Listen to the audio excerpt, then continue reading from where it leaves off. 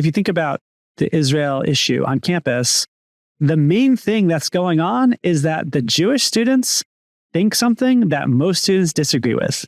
And campuses have created bubbles where they expect everyone to have roughly the same views on major issues of controversy, on reproductive rights and abortion, on gay rights. And so students have grown unaccustomed to just being in a room, a classroom, a dorm room with people who have really different policy positions. And when that happens, like it did with the surfacing of Israel and Zionism, students don't know how to deal with it.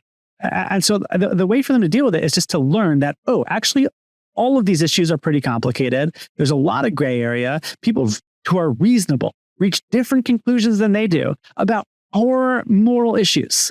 And if you understand what their moral values are, what their religious values are, where they're coming from, you can really understand why people have reached different conclusions about every issue. They're not monsters. They just have a different core set of values. And I think that we need to embrace that on the campus, not just for that reason, but for a whole host of reasons.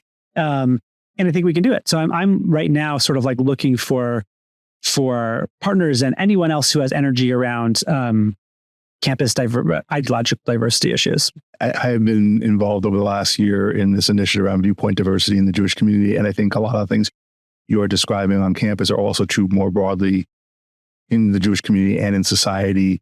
The assumption that everyone in a space broadly will hold a certain range of views that are narrower than the reality of our society. Right. Whether you walk into a particular synagogue might be known as a more conservative synagogue or a more liberal synagogue.